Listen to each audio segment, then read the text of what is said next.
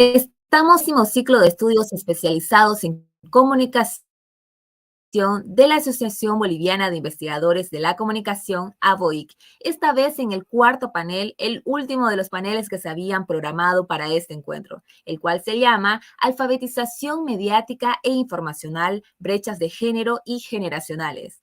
Les presento a Jenny Ampuero, doctora en Educación para la Integración, máster en Desarrollo Sustentable y especialista en Investigación de la Comunicación, con diplomados en Decolonización de la Comunicación y Teorías de Desarrollo, entre otros. Formada en Comunicación Social en la Universidad Católica Boliviana en la ciudad de La Paz. Es docente universitaria en las Universidades Autónoma Gabriel René Moreno y en diversas universidades privadas de Santa Cruz, tanto en pre como en posgrado. Es directora ejecutiva y cofundadora del Centro de Estudios Doctorales para la Integración y el Desarrollo, CEDID.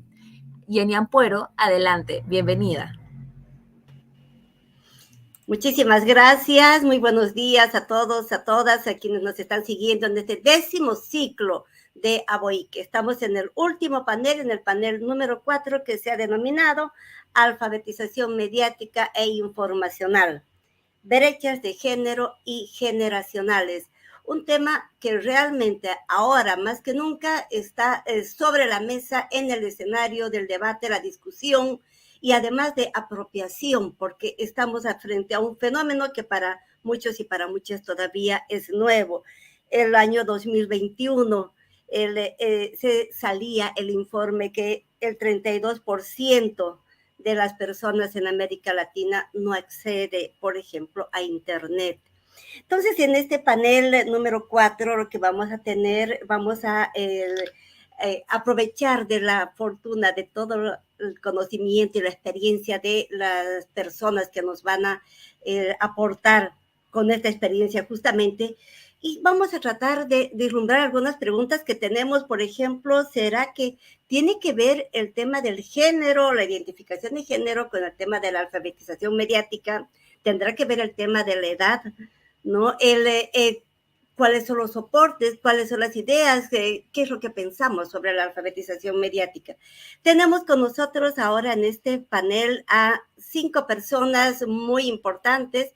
Tenemos a Rigliana Portugal Escobar, tenemos a Milenka Ocampo, tenemos a Marcelo Guardia, tenemos a Vania Sandoval y a Patricia Cortés, que iré presentándolos en la medida que se vaya desarrollando nuestro panel. Voy a explicar la metodología. Cada participante, cada panelista tiene de 10 a 12 minutos. Dada el tema del tiempo, nos vamos a ajustar mucho en esto para poder aprovechar más de nuestros 5 participantes. Entonces, después de esos de 10 a 12 minutos de exposición, vamos a continuar con todos los y todas las panelistas, y al final vamos a hacer una devolución de 15 minutos. Vamos a pedir a las personas que nos están siguiendo a través de las diferentes redes que puedan ir formulando sus preguntas e inquietudes a través de los chats que tenemos habilitados tanto en el canal de YouTube como en el Facebook. Entonces, sin más preámbulo, voy a presentar a nuestra primera panelista, Rigliana Portugal Escobar. Ella es doctoranda en el programa de doctorado interuniversitario en comunicación conjunto de las universidades de Sevilla, Málaga, Huelva y Cádiz, en la línea de comunicación y alfabetización mediática. Es máster en Ciencias de la Educación Superior y máster en Ciencias, Tecnología y Sociedad, Cultura y Comunicación en España. Trabaja como docente titular en la Universidad Mayor de San Andrés y en la Universidad Andina Simón Bolívar en Bolivia. Es especialista en gestión del conocimiento y comunicación en el BETAS Suiza, Bolivia, y es presidenta de la Asociación Boliviana de Investigadores e Investigadoras de la Comunicación, ABOIC. Rigliana, un lujo tenerte y te cedo el micrófono. Muchísimas gracias y bienvenida. Muchas gracias, querida Jenny. El privilegio es mío. Voy a poner el cronómetro, como indicaste, para no pasarme del tiempo. Agradecer a nuestra querida ABOIC por abrir este espacio de panel. Me voy a permitir compartir en pantalla. Me indican, por favor, si se observa la misma. Desde control, no sé si se puede ver la pantalla, ¿sí?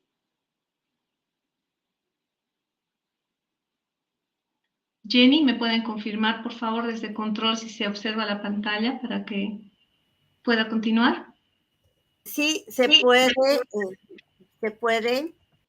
Bien, gracias, querida Jenny. Bueno, yo he preparado puntualmente una reflexión vinculada a la AMI, la alfabetización mediática informacional, conocida también como Media Information Literacy, y su vinculación con la comprensión crítica, porque sí tiene mucho que ver cuando hablamos de temas como género, temas generacionales, temas como, por ejemplo, cambio climático, entre otros.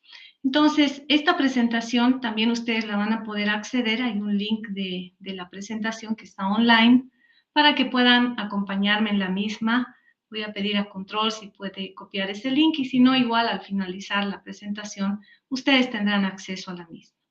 Dos temas voy a abordar rápidamente. Uno es profundizar, se lo ha hecho desde ayer y hoy también, con el tema de qué entendemos por alfabetización mediática informacional AMI y cómo se evalúa la comprensión o cómo se vincula, perdón, la AMI con la comprensión crítica.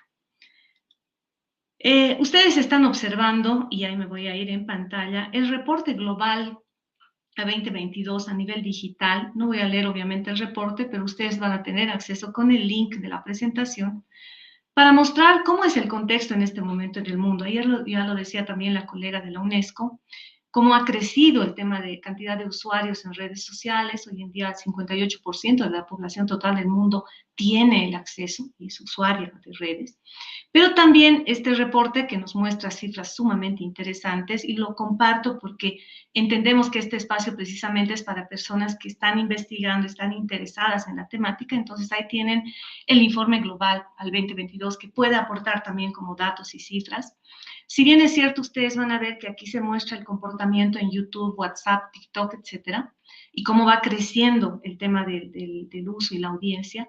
También el reporte muestra las grandes brechas que tenemos a nivel de accesibilidad a lo que es el mundo digital, ¿no? Ese es un ámbito importante para hablar del contexto, porque cuando luego ingresamos a ver quiénes acceden más, mujeres, hombres, jóvenes, al ámbito digital, aparecen cifras interesantes que sugiero que las revisen porque van a permitir mirar también las brechas existentes. Porque hablar de género es hablar de relaciones de poder, y también en el ámbito de lo digital, de lo mediático, hay relaciones de poder que se están entrecruzando, ¿no? Bien, otro ámbito importante en el contexto es que hoy en día vivimos en una sociedad, lamentablemente, donde la desconfianza ha cobrado un espacio importante, ¿no? Hay un estudio, y ahí ustedes van a poder observar, que es el estudio que elabora esta institución, Edelman, al 2022, tiene un barómetro de la confianza, ¿no? Y entonces cuando mira el barómetro de confianza, los resultados, miren la metodología, son 28 países, se ha aplicado con 36,000 personas que han respondido, hay una explicación de la metodología también y el trabajo muestral que se ha hecho. Miren que lo que destaca al 2022 es que los gobiernos, o sea, fundamentalmente los medios de comunicación y el ámbito gubernamental, es el que tiene la menor confianza, por así decir, por parte de la población, ¿no? Son más confiables, ¿sí? Las ONGs, principalmente las empresas, incluso, que lo que son los gobiernos y lo que son los medios de comunicación. Y eso debe llamarnos también profundamente la atención, porque cuando hablamos de alfabetización mediática informacional, AMI, estamos hablando de la relación que hay de las personas con los medios, ¿no? Y esta relación que interesa muchísimo y profundamente preocupa el hecho de la desconfianza. Y esta desconfianza ha crecido más, no solamente por el tema de COVID-19, sino también por los contextos políticos de conflictividad en los cuales estamos viviendo, ¿no? Y bueno, un ejemplo de esto lo tenemos también en Bolivia, ¿no? Lo que lamentablemente está pasando en algunos departamentos de del país y específicamente en este momento en Santa Cruz, ¿no? Entonces, este es un elemento que una persona que investiga el tema AMI no puede dejar de lado, es decir, cuál es el comportamiento a nivel del tema de confianza. Entonces, ¿qué es lo que está pasando, no? Las personas estamos permanentemente expuestas porque hay algoritmos, ya lo dijo la UNESCO el 2021, hay algoritmos sofisticados, cada vez más inclusivos y cada vez mostrando ilusiones digitales a las cuales las personas, bueno, están pues prácticamente supeditadas, ¿no? Hay una creciente contaminación verbal y aquí es un tema importante de análisis para género porque hay un lenguaje sexista, hay un manejo de contaminación con un lenguaje totalmente contrario a los derechos humanos, a nivel de género, de diversidades y a nivel generacional, ¿no? Entonces, esto plantea la necesidad de mirar cómo se están exponiendo las personas, ¿sí? Y demanda la necesidad de alfabetizar para minimizar, reducir y en lo posible eliminar esta violencia discursiva y del lenguaje del odio que muchas veces se explicita desde los medios de comunicación. AMI, o MIL, como les decía, en 2008, desde la UNESCO, planteó estas competencias que ustedes miran acá como los ejes centrales para tocar el tema de la alfabetización mediática digital, ¿no? El tema de la importancia de la comprensión de los contenidos, el tema de un desarrollo de pensamiento crítico, ya lo decía hace un instante Felipe Chivas en la exposición que nos compartía de conferencia magistral, el tema de que las personas puedan desarrollar su creatividad permanentemente, ser más innovadoras, ¿sí? El tema de una conciencia intercultural que reconoce la riqueza de la diversidad y el tema de un desarrollo de ciudadanía. En ese momento no se decía tanto ciudadanía digital como ahora, que está mucho en el manejo del léxico académico, pero es una ciudadanía en la medida en que hablamos de derechos y obligaciones que tenemos todos. Por tanto, como pueden ver, no es, y por eso ponía esta figurita, no es un tema de determinismo tecnológico. A veces se piensa que hablar de AMI es reducirse a un tema de tecnologías y no lo es.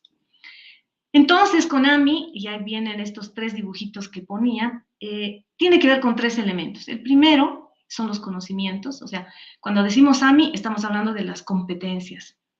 ¿Qué tipo de competencias tenemos las personas? Los conocimientos, ¿cuánto conocemos de algo? Nuestras habilidades, ¿sí? Las destrezas que las desarrollamos para hacer algo, y tal vez las más importantes que son los valores y que tienen que ver con las actitudes. Entonces, alfabetización mediática informacional es una propuesta integradora de distintas alfabetizaciones, desde la digital, la informática, la audiovisual, la multimedial, etcétera, pero donde el acento importante está en las competencias, es decir, en el saber hacer y en el ser. Y ese es un punto central de análisis cuando hablamos de género, del tema de diversidades, de lo generacional, porque el tema del ser es lo que se ha dejado de lado, ¿sí? Incluso en la currícula de formación de colegios, de universidades, ¿no? Que ese es un tema que lo dejo solo abierto para que ustedes lo consideren en el análisis y en la reflexión personal desde la investigación, ¿no?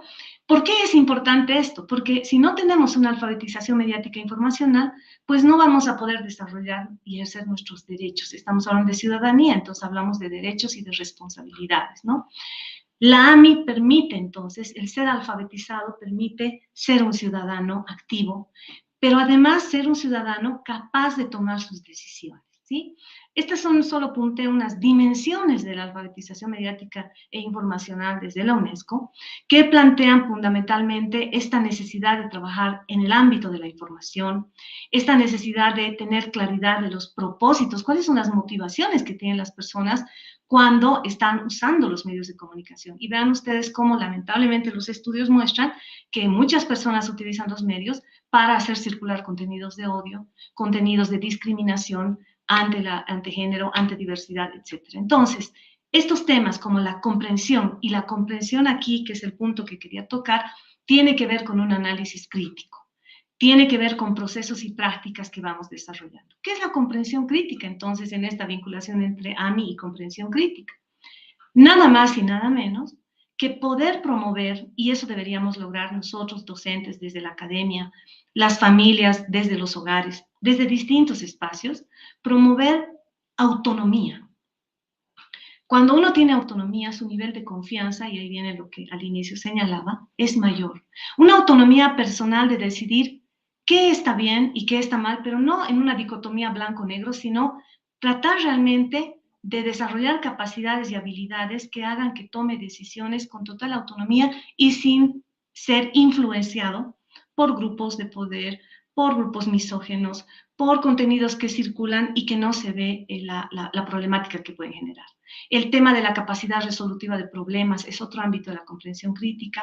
El ser cada vez lectores críticos de lo que está circulando en los contenidos, ¿no? El poder identificar el interés de las personas que enviaron un mensaje, ¿no? A veces se envían mensajes y las personas lo único que hacen es reenviar sin preocuparse si realmente se identifica un contenido o se identifica cuál ha sido el interés que ha tenido la persona X de mandar esa información. Y finalmente el tema de la evaluación, ¿no? ¿Cuántas veces sería interesante preguntarnos, nosotros recibimos contenidos que son misóginos, que son con un lenguaje sexista, que nos marcan unas brechas profundas de discriminación, pero que no las evaluamos, no las categorizamos y simplemente las recibimos?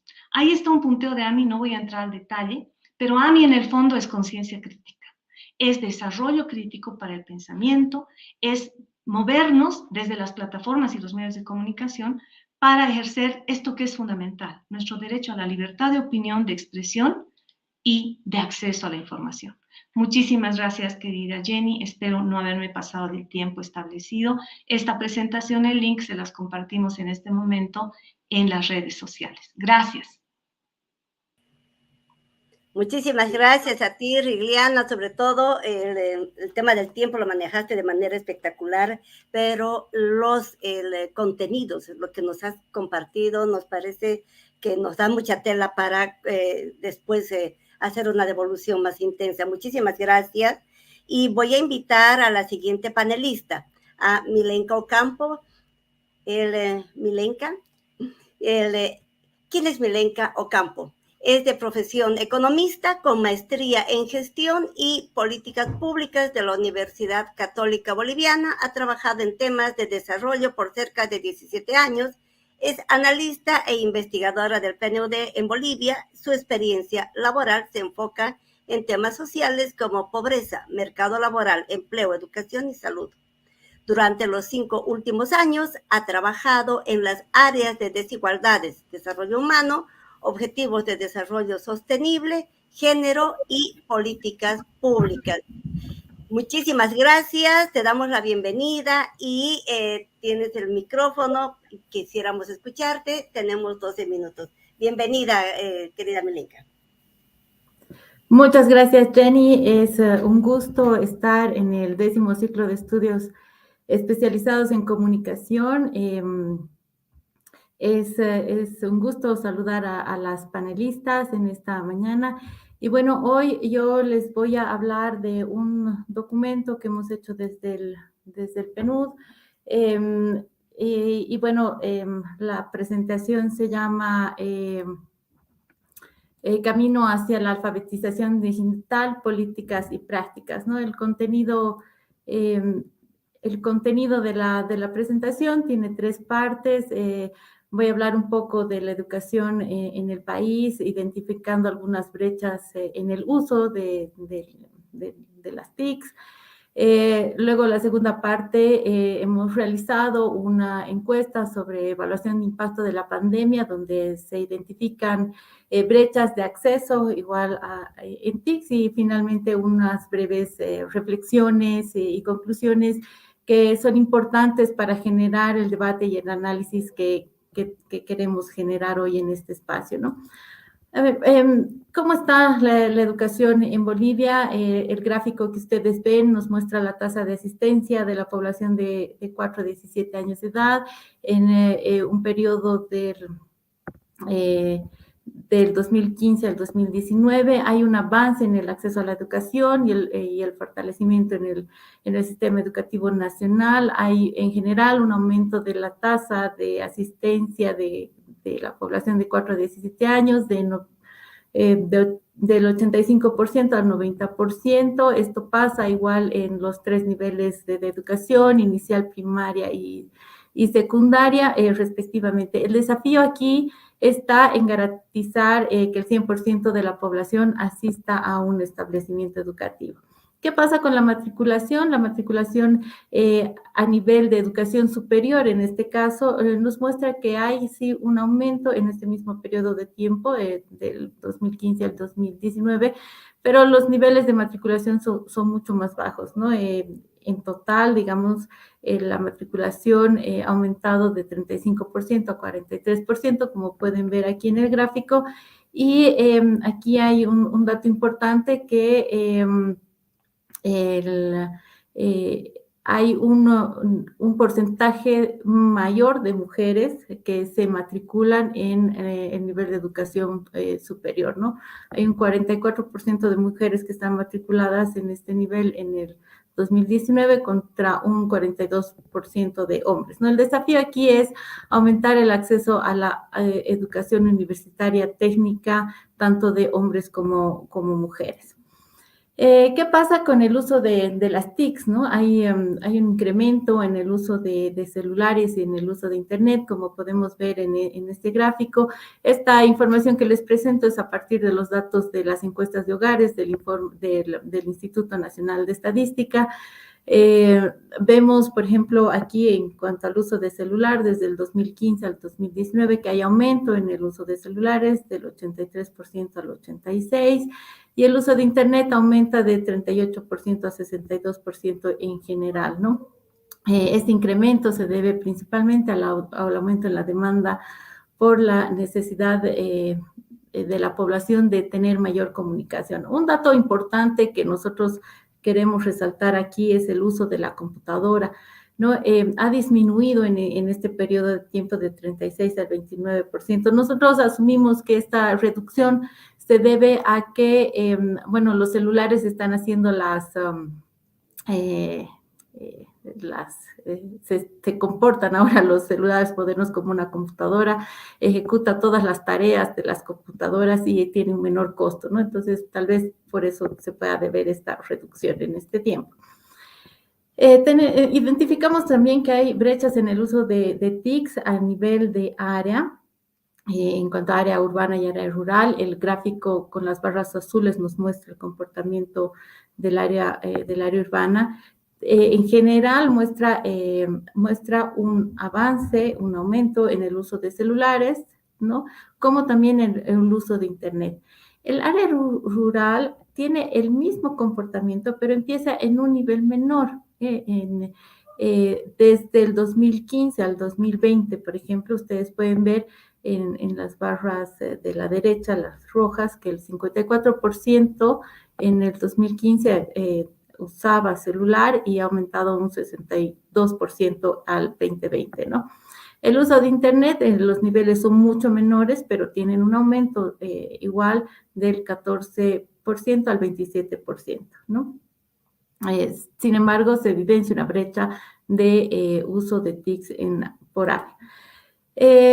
El siguiente slide que les muestro, verán ahí las brechas en género.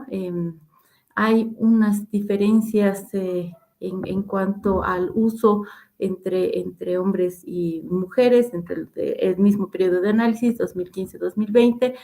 Los hombres tienen un mayor uso de celulares, del 76% pasa al 87%, igual en cuanto al uso de Internet, 47% al 73%, es un incremento significativo el que se muestra. Y bueno, en cuanto al comportamiento del uso en mujeres, los niveles son menores, ¿no? El uso de celular pasa de 67 a 75%, y el uso de Internet de 34 a 58%. El gráfico también nos muestra esta característica del uso de computadora que va reduciendo, ¿no? Este comportamiento es general. Lo que podemos concluir de aquí es que hay unas diferencias por área, por género, y también analizamos que hay diferencias generacionales que limitan el uso de tecnologías de información en lo que respecta a celulares y al uso de Internet, ¿no? Hay un aumento, por lo tanto, en lo que se refiere a la brecha digital. ¿Cuáles son los impactos de la pandemia ante estas brechas, ¿no? Nosotros hemos hecho, como les comentaba, una encuesta de evaluación de impacto de la pandemia en el año 2020 y 2021 para los 2 años, y vemos que hay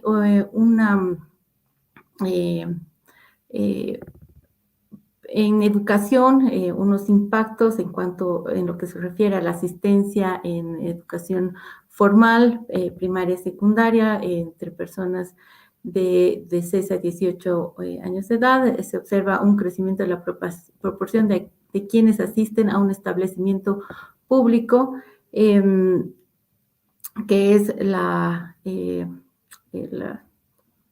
torta, se evidencia este cambio en el color rojo, y este incremento es en un 2.4 puntos porcentuales. Esto nosotros pensamos que se debe a que el efecto en los ingresos de la población a causa de la pandemia ha hecho que se reduzca la participación de los niños en escuelas privadas, ¿no? Y haya pasado ese porcentaje a las escuelas públicas. En cuanto a la asistencia en universidad, instituto y otros, se observa un aumento en el porcentaje de personas que dicen que no asisten a estos espacios de formación. Cuando les preguntamos nosotros cuál es la razón por la que los jóvenes no están accediendo a estos espacios, es principalmente porque no tienen computadora en el hogar, no tienen internet, o el centro de educación ya cerró los centros educativos, dejó de impartir actividades, ¿no? Preguntamos también cómo los profesores se comunican con los alumnos, tanto en el 2020 como en el 2021. Las aplicaciones en línea y WhatsApp siguen siendo los medios de contacto más utilizados. Esto ya lo intuíamos, lo sabíamos por la experiencia que hemos ido teniendo en estas actividades, ¿no? Después hemos analizado un poco el teletrabajo, ¿no? La pandemia obligó a muchas personas a teletrabajar. Creemos que es una práctica que ha llegado para quedarse. En cuanto el gráfico que les muestro a continuación nos muestra los deciles por deciles, si algún miembro del hogar trabajó o necesitó trabajar bajo una modalidad de teletrabajo, ¿no? Si bien entre el 2020 y el 2021 hay una reducción de las personas que han necesitado de esta actividad de teletrabajar, se ve también que sigue habiendo un 30% de la población que está teletrabajando, ¿no? Y bueno, que en el decil 10, que es la población que tiene mayores ingresos, es donde esta actividad es mayor, ¿no? Les preguntamos por qué no han podido en los hogares realizar esta actividad de teletrabajo, igual en el 2020 y en el 2021 ya hay una tendencia. Los hogares nos dicen que hay una falta de conocimientos tecnológicos, hay una carga laboral y carga del hogar que es a causa de la pandemia que se ha duplicado, mucho más cuando son mujeres, donde además de trabajar tienen que dedicarse a las actividades del hogar, ¿no? Y hay una falta de acceso a Internet en la mayoría de los hogares, ¿no? Hemos preguntado también qué medidas se usan en los hogares como medios de pago.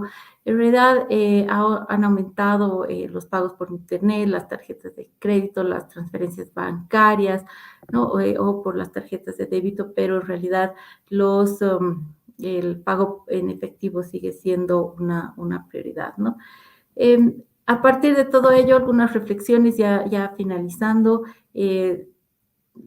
decirles que los efectos de la pandemia fueron multidimensionales. Esta es una nueva realidad.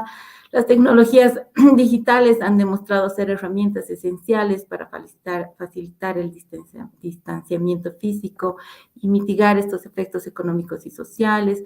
Creemos que la adopción de TIC se ha acelerado de manera considerable en este periodo al ofrecer soluciones en educación, en trabajo, en salud, en la medida de lo posible.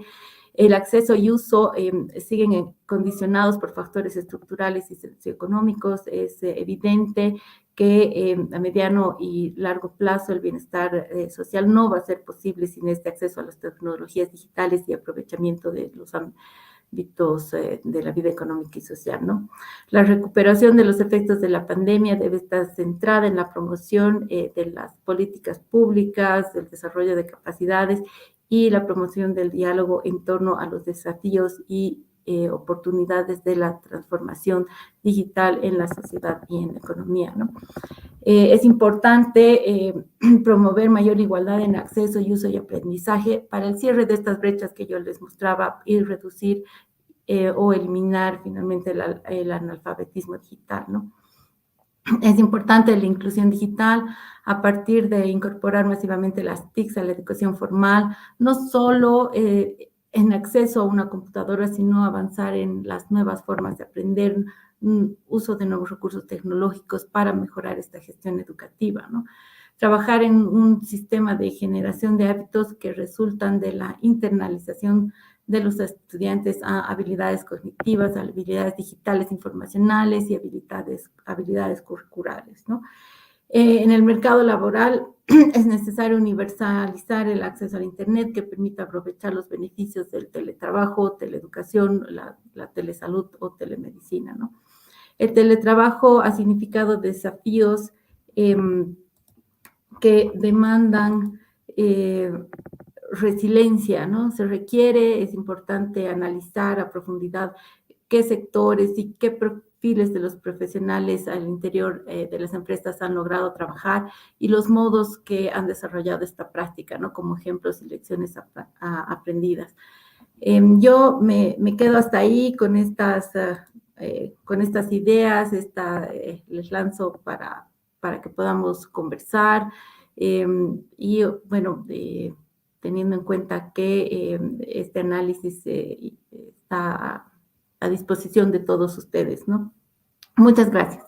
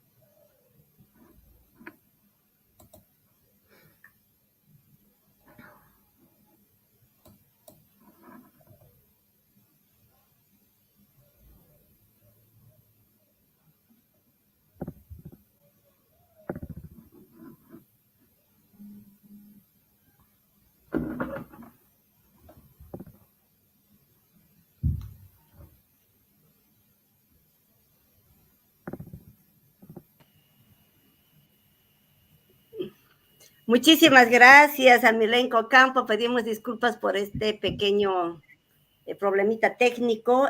Nos habló Milenka Ocampo desde el PNUD Bolivia. Ella nos habló sobre el camino hacia la alfabetización digital, las prácticas y las políticas. una muy importante exposición para dar ahora entrada y cabida a nuestro panelista. Vamos a invitar ahora a nuestro tercer panelista. Él es Marcelo Guardia, de la UCB de Cochabamba. Marcelo Guardia nos va a hablar de los mundos de referencialidad, el entorno comunicacional contemporáneo. Marcelo Guardia es un comunicador social, investigador en temas de cultura, periodismo, derecho a la información, vulnerabilidad social y jóvenes. Es docente universitario en pre y posgrado y actual coordinador de investigación de la Universidad Católica San Pablo, sede Cochabamba. Marcelo, tienes el micrófono y te pedimos los 12 minutos. Bienvenido, Marcelo, gracias a ti. Muchas gracias. Voy a pedir, por favor, a Oli que ponga play en el videíto para que escuchemos 2 minutos de un video musical.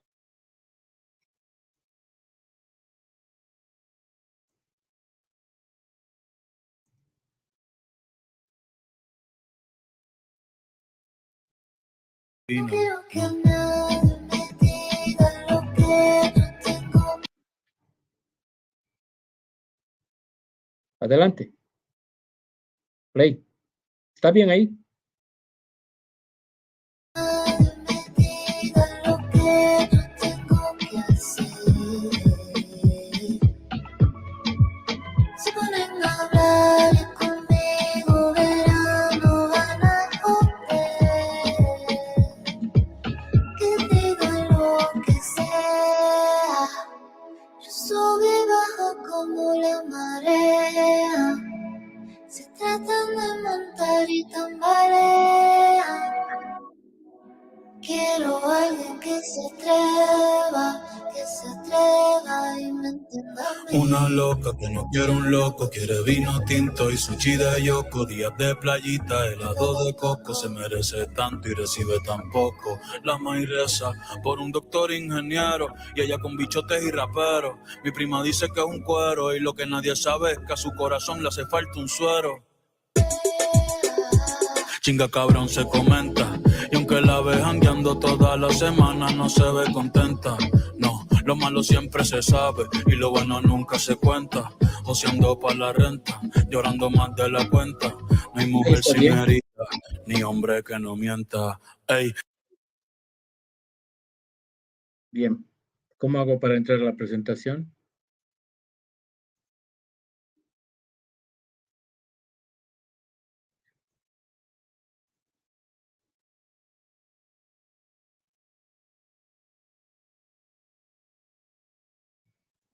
¿Cómo hago para entrar a la presentación?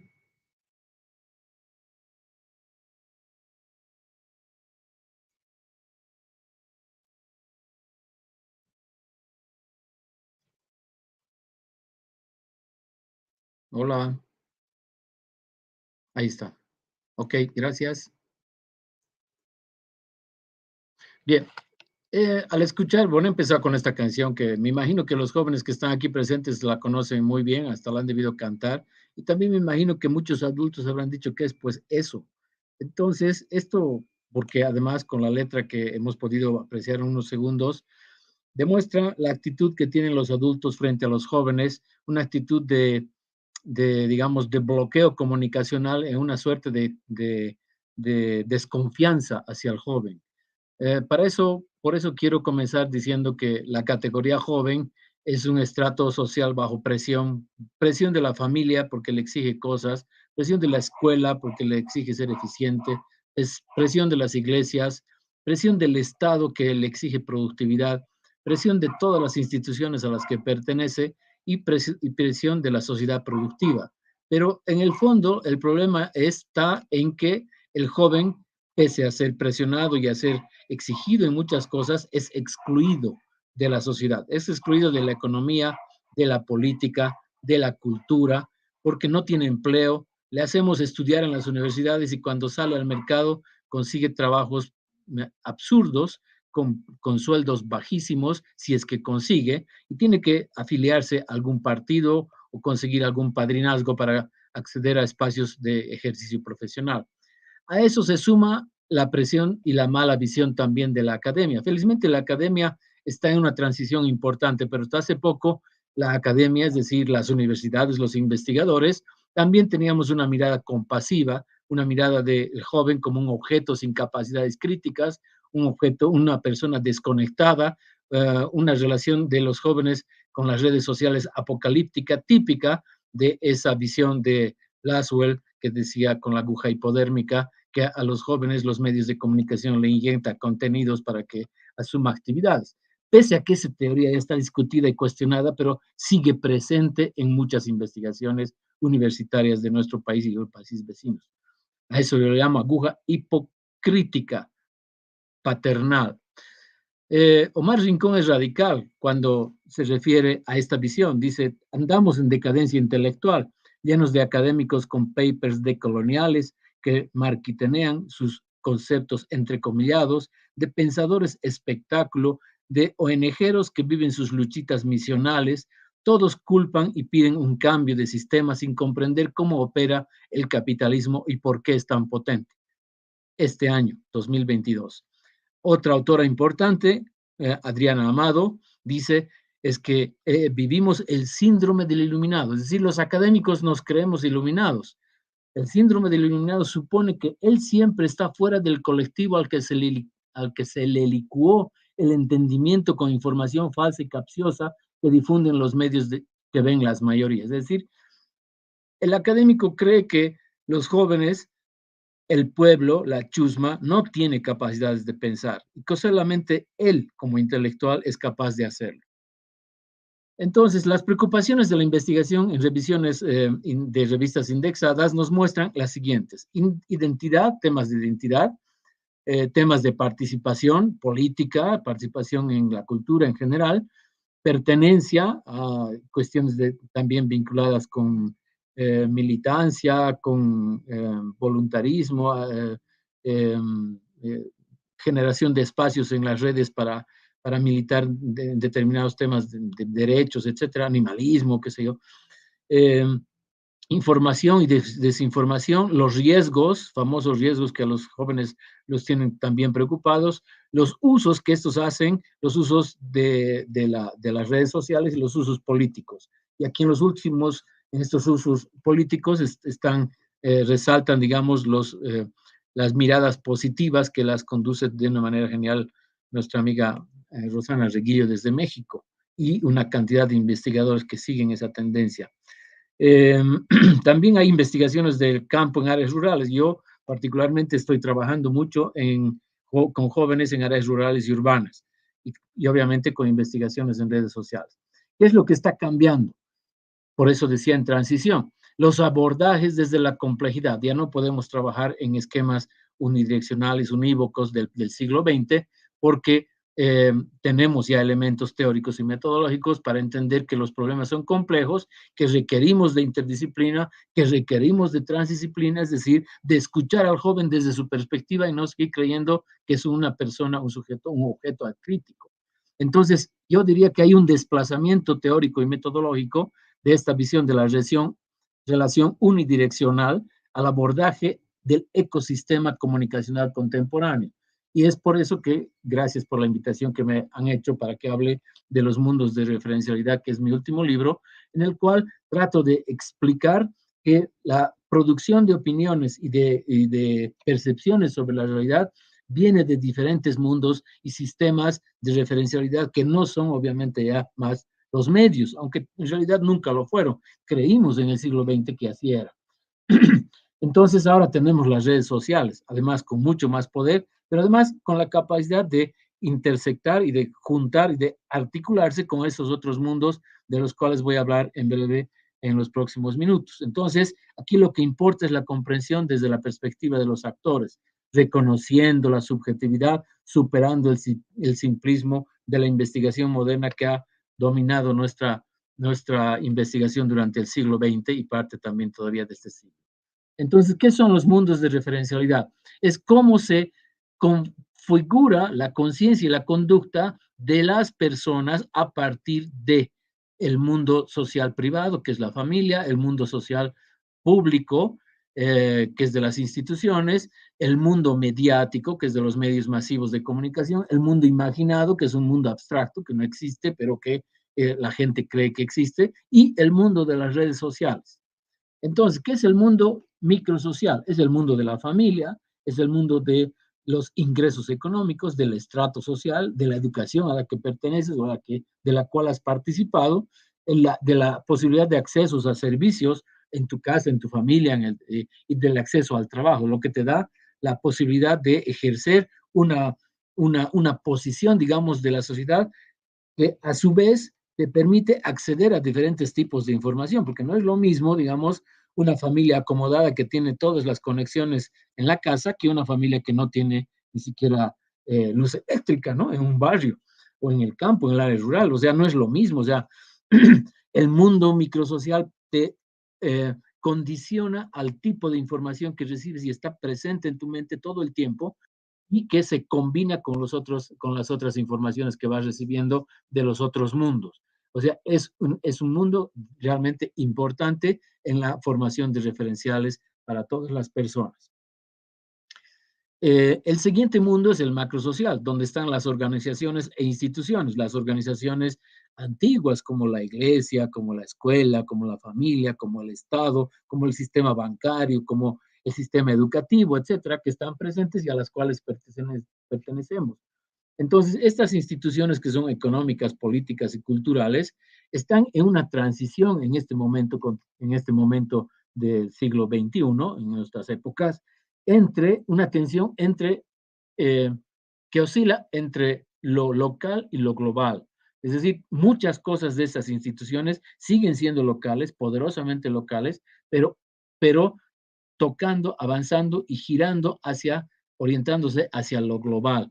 O sea, en muchas cosas nos damos. En la educación, por ejemplo, ¿no? La educación que habla de la tradición, que nos inculca valores del pasado, de la cultura, de la nación, etcétera, pero al mismo tiempo está globalizada porque asume el modelo por competencias, asume los nuevos enfoques de la investigación, de la globalización, etcétera. Entonces, solamente por dar un ejemplo, de esto se puede hablar bastante.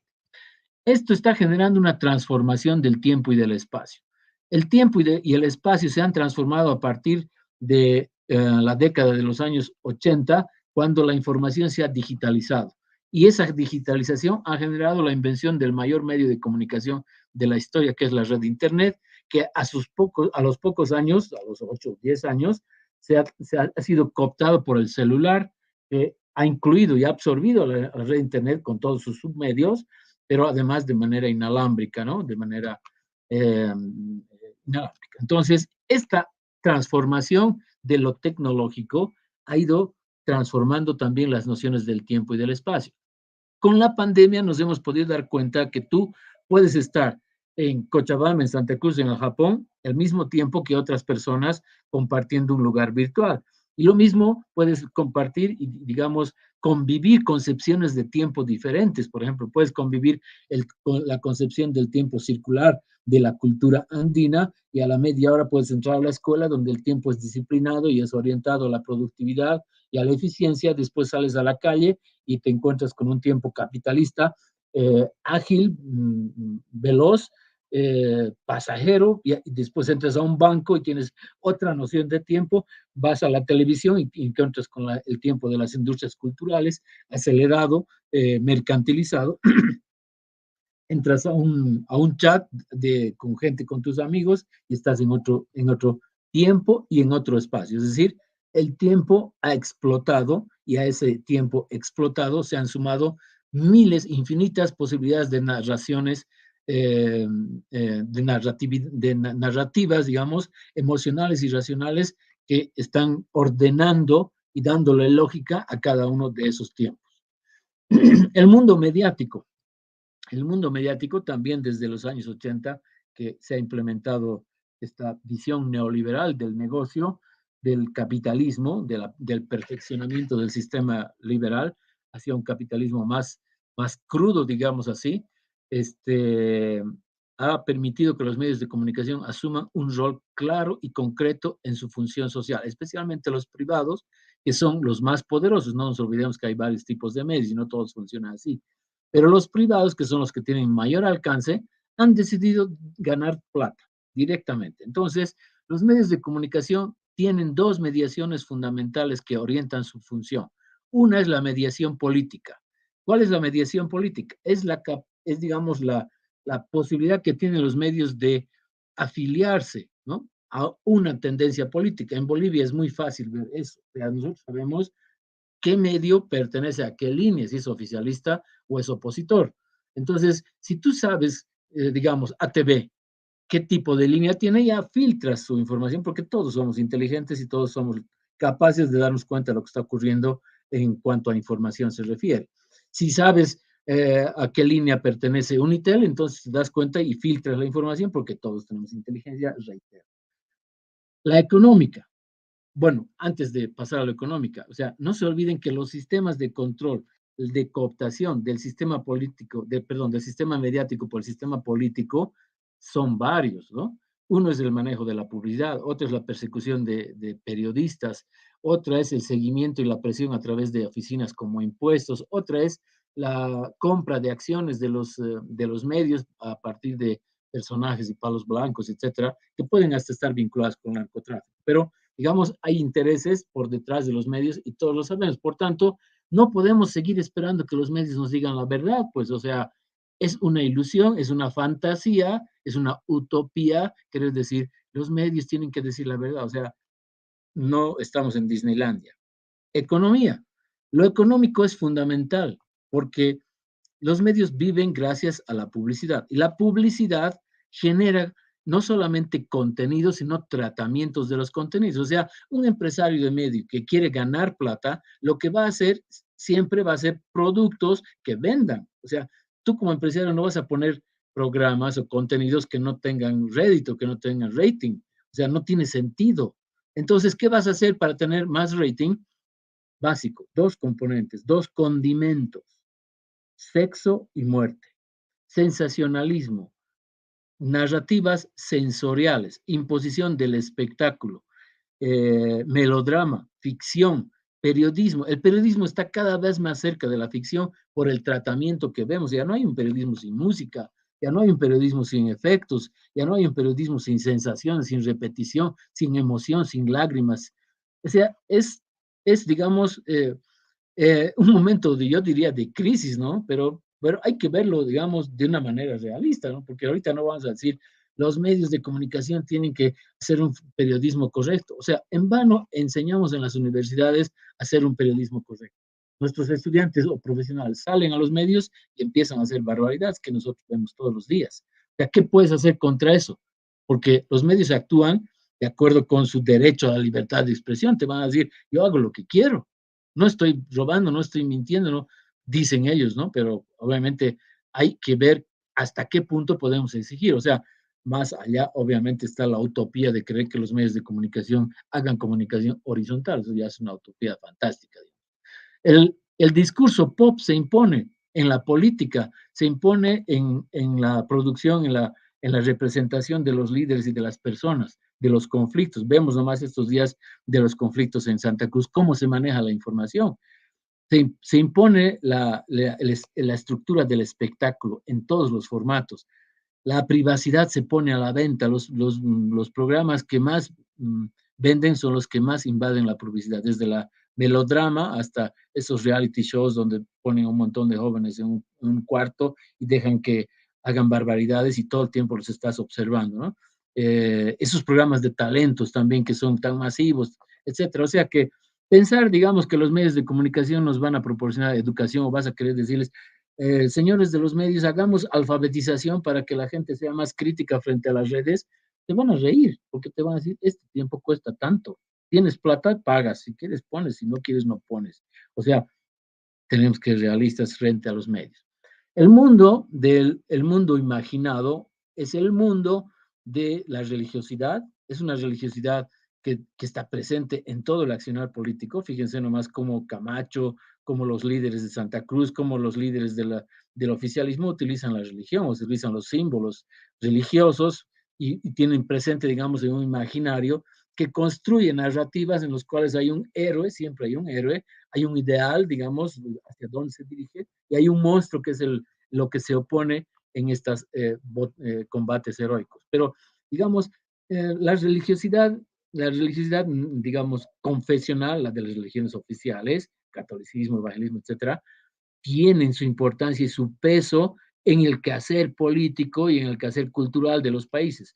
Aparte está la capacidad que tienen las personas de mitificar personas reales, como en el caso de Evo Morales, que tiene sus seguidores que son prácticamente feligreses, que creen que todo lo que hace y lo que dice es verdadero, sagrado e intocable. Y por tanto se mitifica el proceso de cambio, mitifica el Estado plurinacional, a los líderes, etcétera, de los dos lados, no solamente del lado, digamos, del oficialismo, del otro lado también. Y esto también se puede ver en los países vecinos, ¿no? En los países del hemisferio y en el mundo.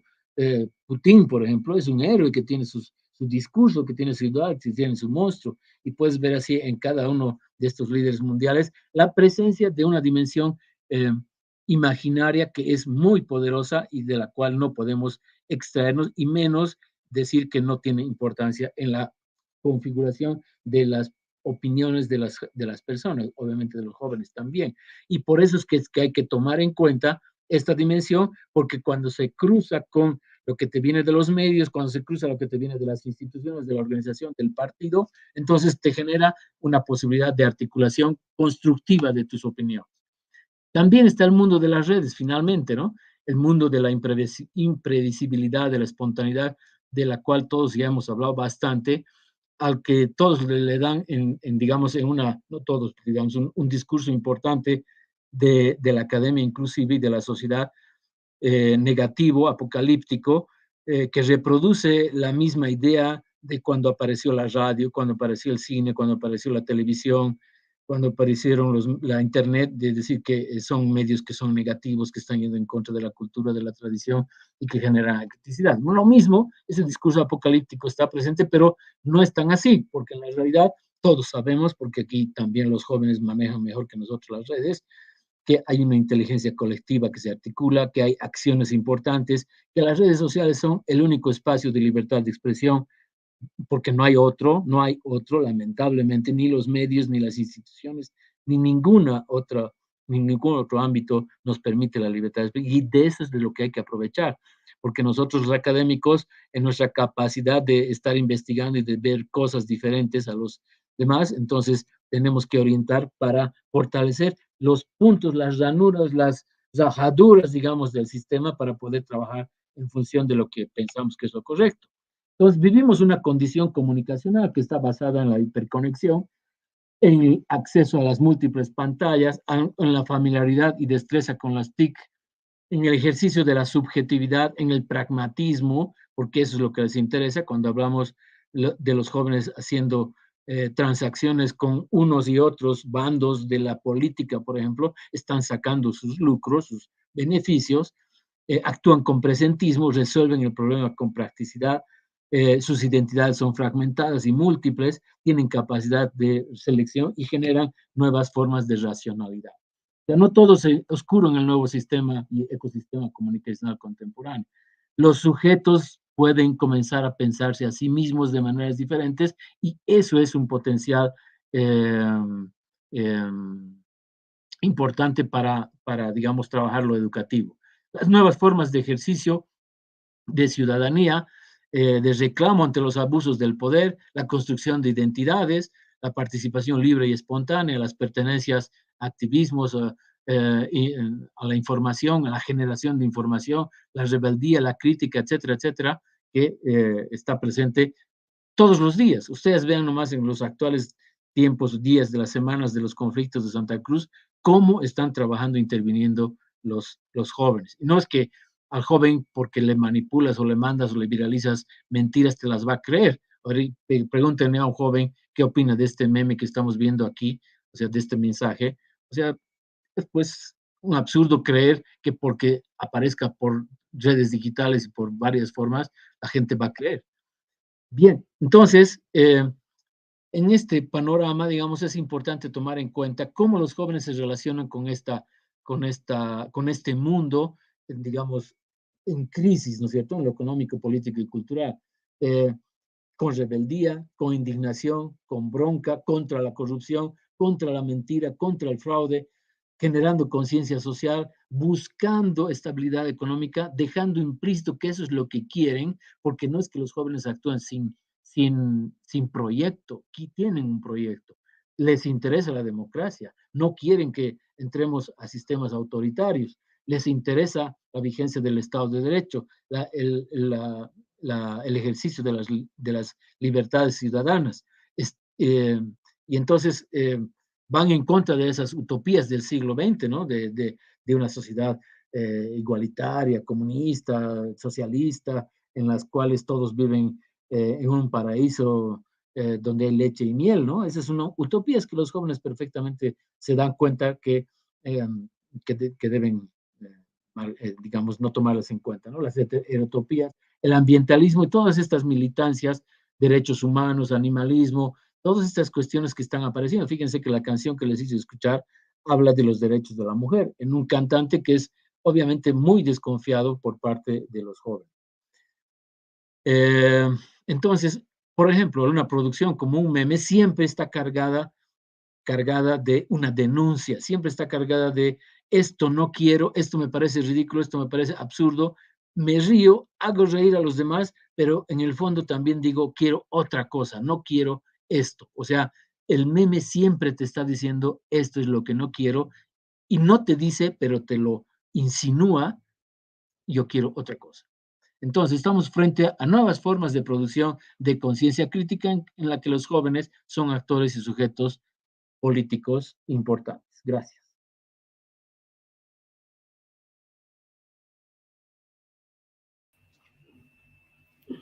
Muy bien, muchas gracias a ti, Marcelo. Un tema que nos va a dislocar y nos trae al tapete una nueva forma de entender con un inicio impactante, ¿no? Una crítica al academicismo. Lo vamos a dejar ahí y vamos a dar paso a nuestra próxima panelista. Ella es Vania Sandoval, que viene de la UPSA ABOIC. Ella nos va a hablar de la brecha digital y las mujeres en Bolivia. Vania Sandoval es comunicadora social, politóloga con maestría en comunicación electoral y política, y luego de ejercer por años el periodismo en diarios de Santa Cruz y La Paz, se dedicó a la investigación sobre periodismo y democracia desde el Observatorio Nacional de Medios de la Fundación Unir Bolivia, un espacio en el que hemos compartido. Bueno, ahora es autora de investigaciones sobre comunicación democrática que se publicaron dentro y fuera del país. Es docente universitaria en pregrado y posgrado. Actualmente ejerce como directora académica de la Asociación Boliviana de Investigadores de la Comunicación, ABOIC. Vania, bienvenida al panel y te dejo el micrófono para que nos puedas comentar, ¿no? Tus ideas. Oli, si podemos poner, por favor, a Vania en pantalla.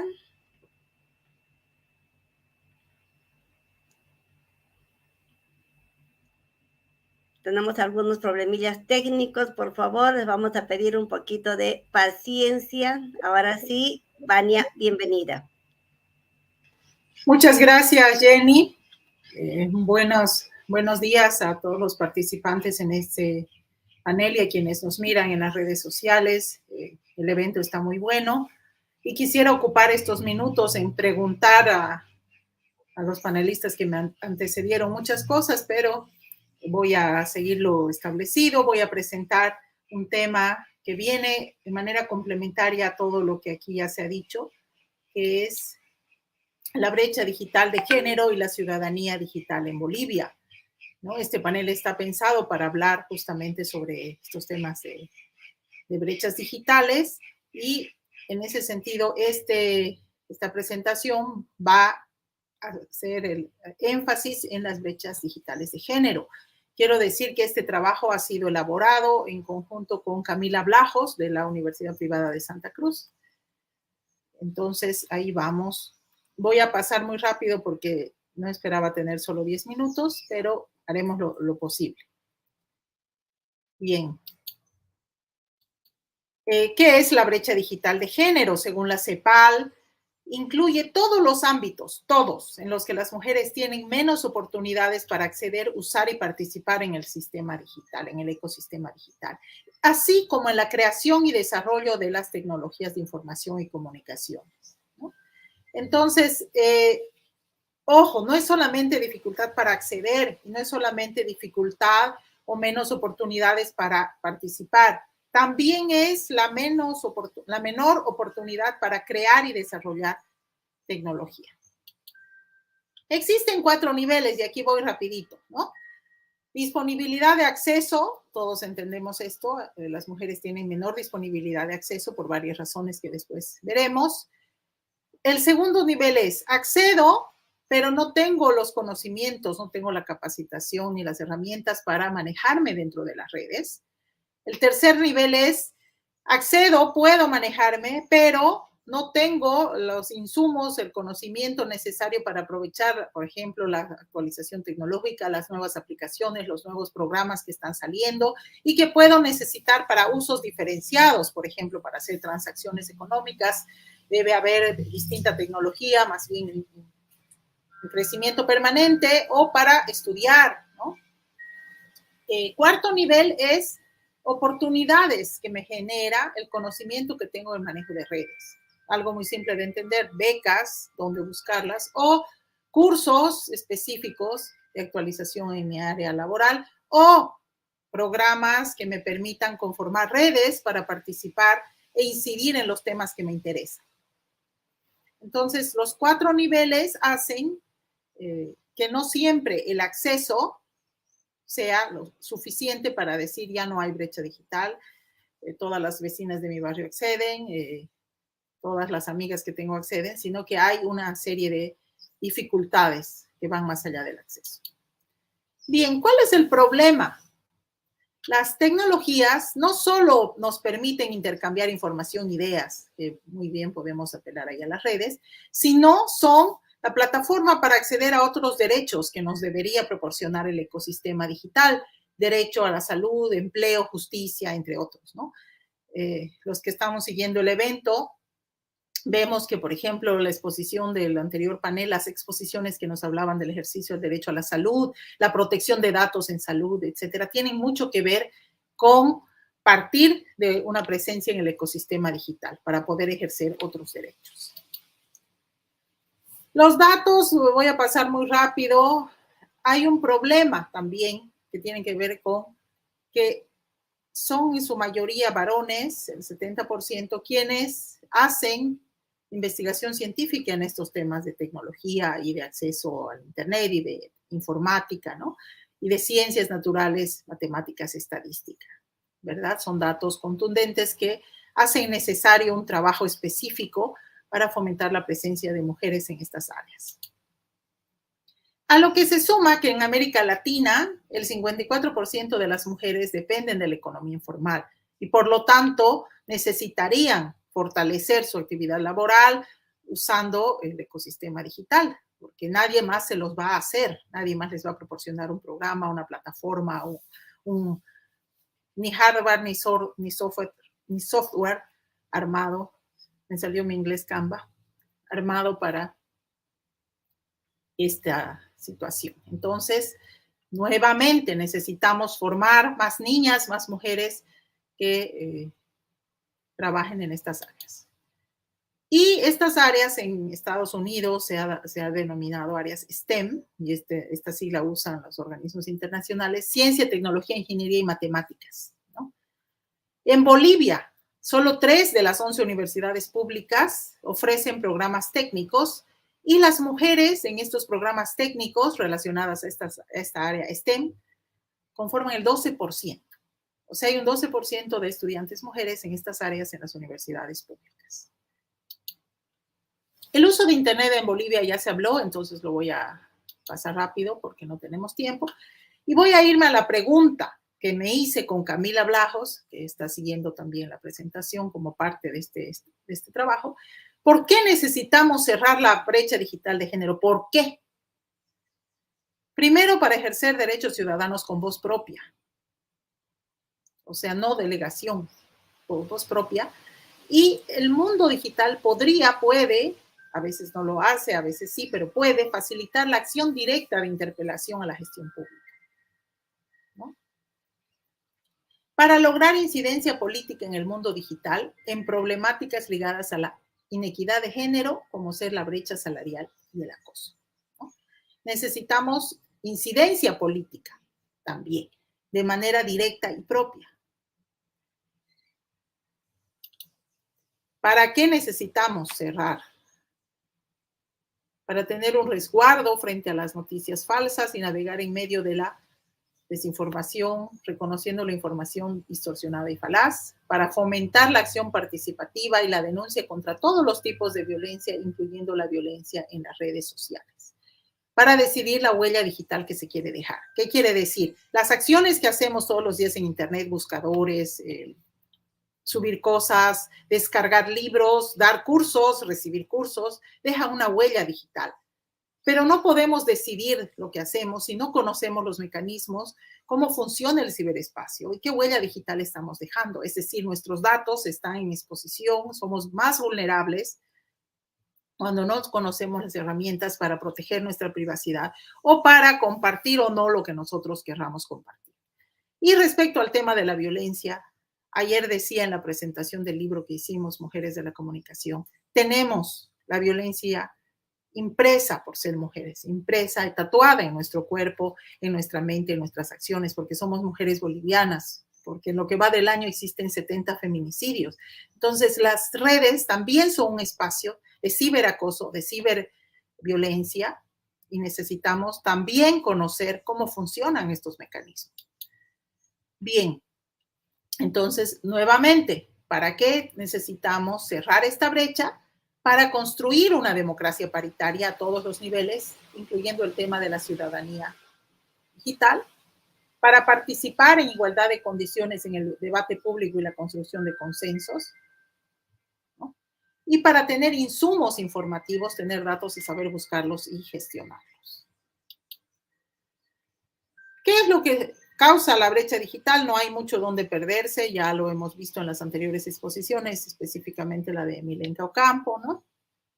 Falta de recursos, menor disponibilidad de infraestructura, pero hay algo muy importante también que está expresado aquí, la falta de conocimiento y habilidades en materia de tecnología de información. Se va aprendiendo lo que uno necesita, pero si nunca vas a tener la opción de ingresar a un curso, no vas a aprender a utilizar una plataforma Moodle o la plataforma que corresponda. Si no vas a tener ni el tiempo ni la posibilidad, ni sabes cómo acceder, ni te llega la información sobre cursos, porque el algoritmo no detecta que tú busques ningún curso porque de repente no tienes el tiempo ni de buscarlo ni de tomarlo, ¿verdad? Entonces tu algoritmo te manda solamente compras o te manda solamente artículos que no van a ampliar tu escala de conocimiento en educación, por ejemplo. Entonces, hay una percepción equivocada sobre la poca importancia que la tecnología tiene en la vida, ¿no? Esto tiene que ver también con prejuicios sociales. Para todo el día en el Facebook, para todo el día en las redes, ¿no? Ese es tema de otra ponencia. Y no se valora el potencial de ejercicio de derechos que también nos puede dar la red a las mujeres, ¿no? Sobrecarga de las tareas de cuidado, que la familia no coopera y que, sobre todo en la pandemia, esto se ha visto de manera muy patente, ¿no? Aquí vuelvo a mostrar que las características culturales asociadas al patriarcado fomentan tecnologías que se relacionen más a lo masculino. Las mujeres no estamos apropiándonos de ese espacio de construcción de conocimiento como podríamos, ¿no? O como deberíamos. Durante la pandemia, las mujeres, lo sabemos, tuvieron una mayor carga de cuidado. Este es un estudio de Internet Bolivia, el año 2022, de la Fundación Internet Bolivia. Tuvieron una mayor carga de cuidado y menos tiempo para acceder a las tecnologías. Y cuando accedían, de repente era para el apoyo a los hijos o a otras personas de la familia, ¿no? La pérdida de ingresos fue más severa por la pandemia en los hogares compuestos principalmente por mujeres. Bueno, causas, ya hemos visto, un estudio de la CEPAL hace que haya el total de trabajo en una mujer y en un hombre sumando también la carga del trabajo cuidado, el trabajo que antes se llamaba doméstico, es mucho mayor para las mujeres, como lo vemos en este estudio de la CEPAL. Y el trabajo extra también generado ante el cierre de las escuelas fue asumido por las mujeres. El trabajo extra que implicaba también ser maestra en la casa. Pocas mujeres contaron con ayuda adicional, ¿no? Y tuvieron que asumirlo ellas mismas. Este es un estudio también de la CEPAL. Para reducir la brecha, entonces, necesitamos, hay un tema muy importante que tiene que ver con realizar, construir una política pública que visibilice, ¿no?, la economía del cuidado en el hogar, su relación con la educación virtual y el teletrabajo. Eso es lo primero.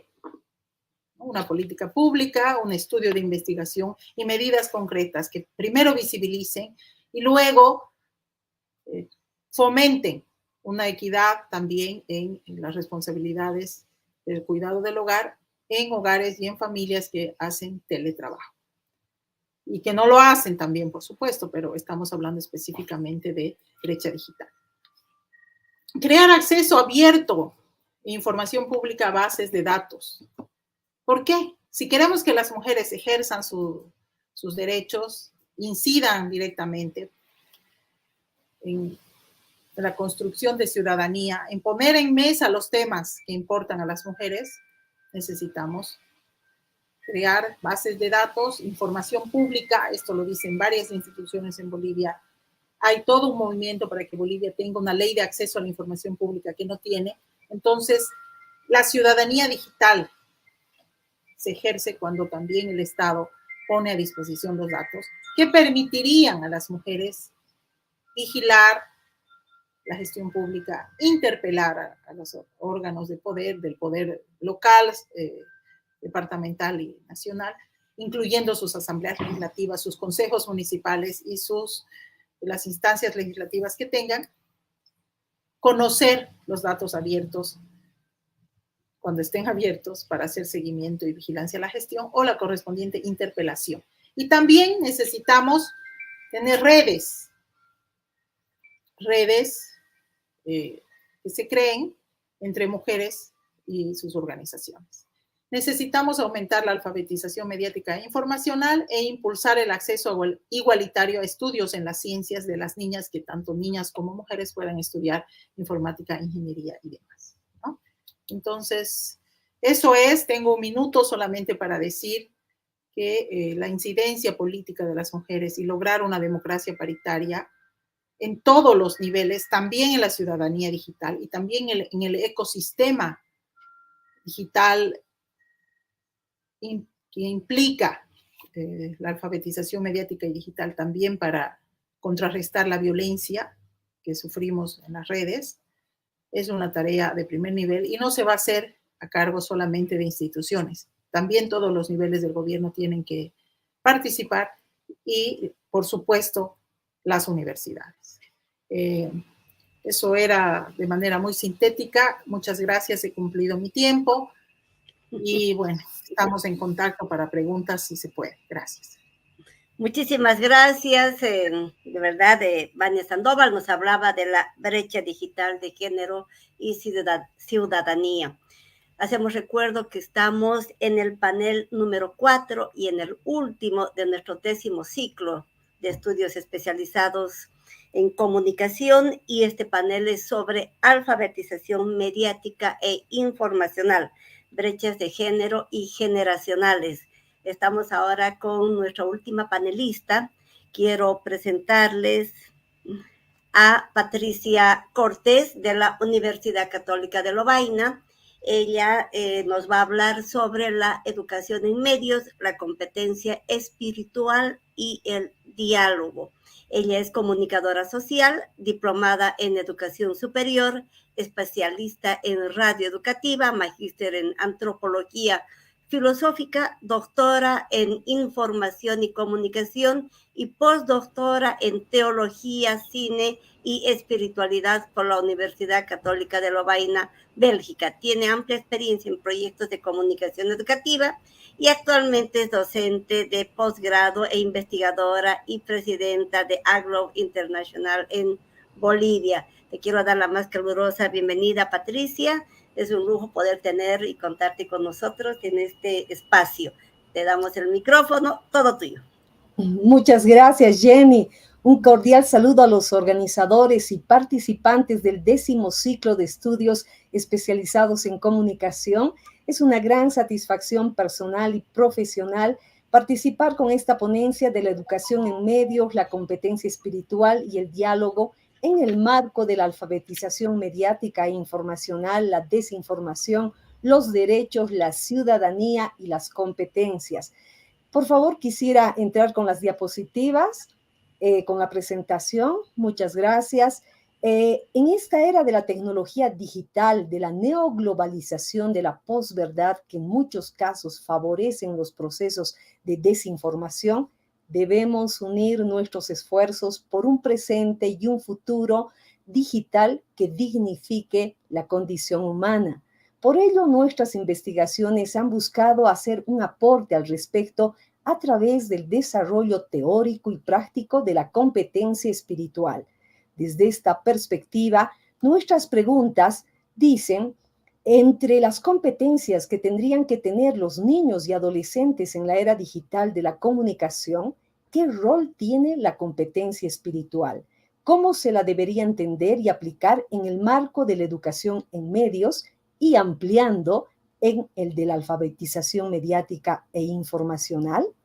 Para abordar estas interrogantes, partimos de los principales resultados de nuestras primeras investigaciones sobre las dimensiones comunicativa, diálogo y educativa de centración cognitiva de la educación en medios, a fin de profundizar ahora en la dimensión antropológica filosófica, donde se pueden analizar aspectos relacionados a la espiritualidad, teniendo como transversal al pensamiento crítico. Para tal propósito, vamos a comenzar con una breve explicación teórica que fundamenta la necesidad de una competencia espiritual y después, si nos da el tiempo, vamos a abordar los aspectos de la investigación empírica, de las cuasi experimentaciones que hemos realizado en este campo. Esperamos que todas estas reflexiones sean de utilidad para los investigadores, comunicadores y educadores, entre otros. Vamos a ver, antes diremos que el avance galopante de la desinformación y la necesidad de una alfabetización mediática e informacional es muy importante. Como acertadamente nos dijo Eric Torrico, la desinformación vulnera derechos y alienta otras vulneraciones. Ahí nace la necesidad de implementar una vigilancia crítica y además un programa de alfabetización mediática e informacional. Vamos a ubicar nuestra investigación. Ustedes saben que se ha determinado por la UNESCO, se ha hecho una unión entre alfabetización mediática y alfabetización informacional, respetando los campos de cada una, pero abarcando realmente todo lo que se necesita para entender y para aplicar este fenómeno con rigurosidad y con pertinencia. Nosotros nos ubicamos en las investigaciones en la parte de alfabetización mediática con la educación en medios, pero consideramos de que nuestros resultados, nuestros aportes pueden beneficiar también a la alfabetización informacional.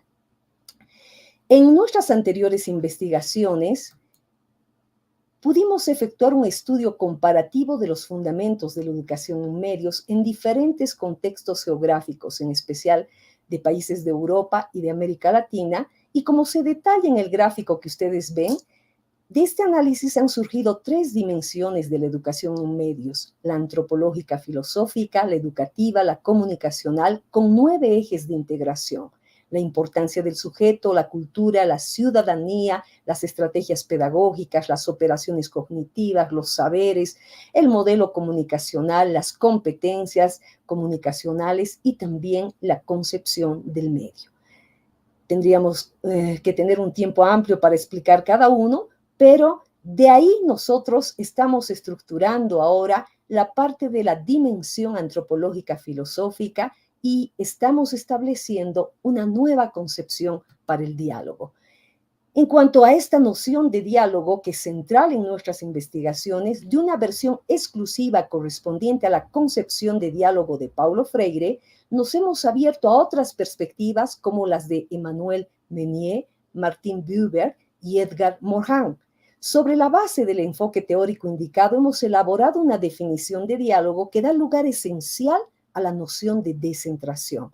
El diálogo es una relación horizontal entre dos o más interlocutores en un entorno significativo común y debe basarse en un intercambio que resalte la palabra de los demás y busque un punto de vista de nivel meta que permita integrar el punto de vista del otro sin necesariamente apartarse de su propio punto de vista.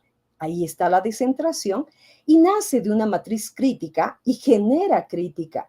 El diálogo es por esta razón el camino indispensable para el desarrollo comunicacional y cognitivo del individuo. En este marco, queremos hacer un estudio respecto al diálogo y la espiritualidad. ¿Qué es la espiritualidad? Muchos dicen que es tener sed de sentido de la vida, pero no falta alguien que también pueda pensar que lo espiritual evoca un panorama lúgubre, moralizante, asociado solo a experiencias religiosas. De acuerdo con Martínez, la espiritualidad es una cualidad que todo ser humano puede desarrollar, independientemente de su contexto, raza, cultura, religión o pensamiento, aunque estos factores tienen una influencia. De manera general, y siguiendo el pensamiento de Michel Debideux, podríamos decir algo muy, muy importante, que la espiritualidad nos lleva a una dimensión fundamental de todo ser humano, la suma de sus inspiraciones, sus aspiraciones, de acuerdo con la propia visión del mundo de cada persona o de una religión, se dará un color específico y se podrá calificar lo espiritual. Sin embargo, esta noción que parece tan evidente en la condición humana en la actualidad, se encuentra en un marco de contradicciones e incertidumbres por factores de diverso tipo, entre ellos la influencia mediática e informacional. Ahora yo quiero que vayamos a ver algo muy importante para entender la relación entre la inteligencia, la competencia y la espiritualidad. El ser humano es una unidad multidimensional que posee espíritu, alma y cuerpo, y en este marco es necesario hacer una correlación. La inteligencia es la capacidad de entender, de comprender las cosas y de buscar una búsqueda que lleve al desarrollo de las habilidades. La competencia es una combinación de conocimientos, destrezas y actitudes que se consideran necesarios para resolver de manera eficaz y eficiente las situaciones de la vida. Según Cepeda, las competencias suponen la integración de tres tipos de saberes: el conceptual, que es el saber conocer, el metodológico, que es el saber hacer, y el humano, que es el saber ser. Algunos autores consideran también el saber convivir. La espiritualidad, como acabamos de ver, es la cualidad y la acción esencial del ser humano que permite dar sentido a las prácticas cotidianas, a la propia vida. Tanto la inteligencia como la espiritualidad tienen dos puntos en común. El primero es que son capacidades contextualizadas, dependen de los contextos donde se desarrollan. Y el segundo es que son capacidades desarrollables, no tienen un inicio y un final, son dinámicas y permiten un crecimiento continuo. Dicho lo anterior, entendemos algo muy importante. En el momento cuando la inteligencia, a través de la competencia, posibilitan al ser humano comprender su realidad y su contexto e intervenir con acciones concretas, en ese momento, si sumamos la espiritualidad, ¿qué es lo que va a suceder? Se le va a asignar un valor más allá de la comprensión y de la acción. La espiritualidad va a permitir dar sentido a la vida y a las propias actividades cotidianas. Entonces, esa es la importancia de la correlación entre la inteligencia, la competencia y la espiritualidad. Le damos un plus, le damos un valor que sin la espiritualidad, la comprensión y la acción se quedarían solo en un plano instrumental. Diría Nava que la inteligencia y la competencia en la correlación con la espiritualidad hace además a los seres humanos pacientes, abiertos, dialógicos, creativos, lo que se debe construir poco a poco. Esto podría llevarnos a consolidar las aspiraciones últimas de la alfabetización mediática e informacional, que las hemos escuchado en las conferencias magistrales, tanto de Indira Salazar como de Felipe Chivas, donde se habla de la cultura de la paz en vez de la cultura del odio, de la ciudadanía democrática, de la cultura ciudadana, en suma, de un método para la vida. También, Rigliana Portugal, en la bienvenida a este encuentro, nos motivó a promover una construcción humana que nos hace más humanos. Ahí los beneficios de la relación entre inteligencia, entre competencia y finalmente la espiritualidad. De ahí surge también la importancia de trabajar científica y operacionalmente la inteligencia espiritual y la competencia espiritual. Esta competencia espiritual es la habilidad para interiorizar, plantear, buscar respuestas a las grandes preguntas que dan sentido a la existencia.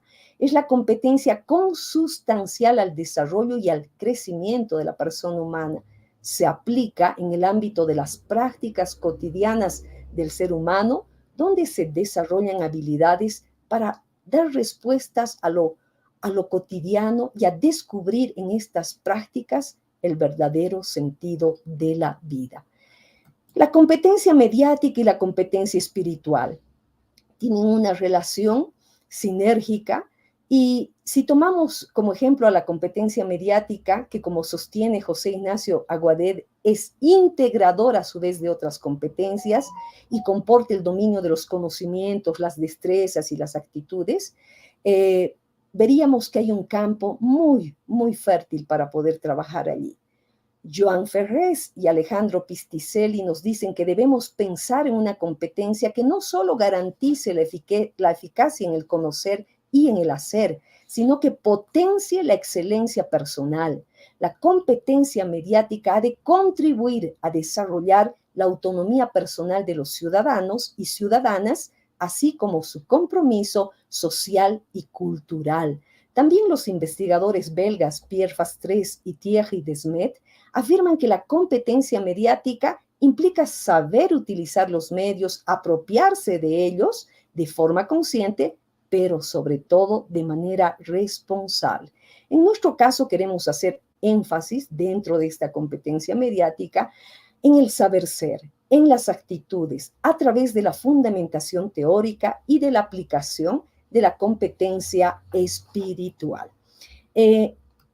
Vamos a ver rápidamente qué rasgos tiene una persona espiritualmente competente. Se sitúa lúcidamente ante la cultura digital, mediática e informacional, se inserta críticamente en la sociedad, da respuesta al sentido último de la vida con todas sus implicaciones éticas, se abre al otro a través del diálogo. Esto significa vincularse, religarse, comunicarse, reconocer la alteridad. Y esta competencia es nuclear, pero además es experiencial. Miren, es probable que nos preguntemos hasta este momento todos estos ideales, teorías y filosofías que subyacen a la competencia espiritual, ¿cómo se podrían operacionalizar en la práctica de la alfabetización mediática e informacional? Justamente nosotros estamos trabajando en investigaciones praxeológicas que nos permitirían hacer aportes pedagógicos al respecto. Sin embargo, en esta oportunidad les mencionaré solo un aspecto importante que es el de considerar lo espiritual como un área de la experiencia y no como algo solo relacionado con el mundo de las creencias. Recordemos que el ser humano es un buscador de experiencias. Por ello, En las formaciones de AMI debemos crear situaciones de aprendizaje que contribuyen a la búsqueda experiencial en lo espiritual. Aquí va un ejemplo. Rápidamente, ustedes conocen a Howard Gardner, quien nos hizo un importante aporte sobre las inteligencias múltiples, pero hay otro aporte de él que el AMI podría explotar. Es el referente a los dos tipos de experiencias extremas y claves en el desarrollo de la inteligencia: las experiencias cristalizantes y las experiencias paralizantes. Las primeras son hitos en la historia personal que encienden la chispa de una inteligencia. Encontramos ejemplos en personajes famosos como Albert Einstein, quien explicó cómo el hecho de ver una brújula magnética cuando solo tenía 4 años le motivó a averiguar los misterios que le rodeaban, activando así su genialidad. Por otro lado, las experiencias paralizantes se refieren a aquellas vivencias que bloquean el desarrollo de una inteligencia. Están llenas de emociones negativas, capaces de frenar el normal desarrollo de las inteligencias, hablando de todas, incluida la espiritual. Sensaciones de miedo, vergüenza, culpa, odio impiden crecer intelectualmente. De lo que se trata entonces es de activar ese interruptor que enciende la chispa de la inteligencia espiritual. Aquí vemos el importante rol de la AMI. Sin dejar de motivar a las empresas de comunicación para que cumplan sus responsabilidades éticas y sociales, es decir, que tengan cuidado con la propagación de experiencias paralizantes y promuevan las experiencias cristalizantes, tomemos nosotros la oportunidad que tenemos en nuestras manos. Frente a la inmensa cantidad de mensajes mediáticos, deben ser construidas poco a poco estas actividades cristalizantes. Esto podría llevarnos a consolidar muchas aspiraciones importantes, muchas que puedan realmente fortalecer la AMI en todos los contextos y para todas las edades. Entonces, formemos antes que nada a los educadores, a los profesores, a los animadores, a los padres de familia, en esa reflexión-acción en los términos de Paulo Freire, que permitiría que estas experiencias paralizantes se conviertan en experiencias cristalizantes en los niños, en los adolescentes jóvenes y en toda la población. Cuando una persona está frente a mensajes mediáticos o información cargada de experiencias paralizantes, no solo se afecta su alma, es decir, sus pensamientos y sus sentimientos, sino también su espíritu, su ser interior, sus más grandes inspiraciones y aspiraciones, sus valores más profundos. Esta es una aplicación concreta de la competencia espiritual que tendría sus efectos positivos no solo en lo cognitivo, la inteligencia, el aprendizaje, el pensamiento crítico, sino en lo social, los derechos, la ciudadanía, la paz social, etcétera, preservando la dignidad humana en la era digital. Al respecto, ya se han hecho algunas investigaciones científicas, como la tesis de Raúl Mahan, que sostiene que la estimulación y el desarrollo de la competencia espiritual a través de experiencias concretas, no solo a través de reflexiones, llevan al sujeto a un estado de empatía y cognición por encima de lo normal, lo que facilita el aprendizaje, sobre todo de conceptos abstractos. También el desarrollo de esta competencia espiritual sería aconsejable para el propio desarrollo ciudadano de la persona, porque el individuo proyecta hacia la sociedad lo que es en su interior, lo que podría llevar al sujeto a comportarse de una manera voluntariosa por el bien del resto de los ciudadanos. Uno de los grandes investigadores y promotores de la educación en medios en Europa, el francés Jacques Gonnet, con mucha pertinencia sostuvo que la educación en medios ahora se podría extender a la AMI, es una excepcional iniciación a las prácticas democráticas. Ella promueve una cultura fundada sobre los valores, la argumentación crítica y sobre el enriquecimiento de las diferencias. Así, las experiencias en AMI podrán ser experiencias transformadoras. De ninguna manera queremos presentar, sin embargo, a la competencia espiritual como una panacea, ¿no?, para solucionar la crisis existencial que afecta a la humanidad entera, pero sí creemos que es una importante herramienta al alcance de nuestras manos. En nuestro caso, nos hemos propuesto indagar sobre la espiritualidad en niños y adolescentes a partir de la relación entre el diálogo, la descentración cognitiva como una operación estratégica para alcanzar el pensamiento crítico, que pueden verificarse desde una perspectiva experimental e interdisciplinaria. Y aquí entramos a la investigación empírica. Ustedes van a ver en este esquema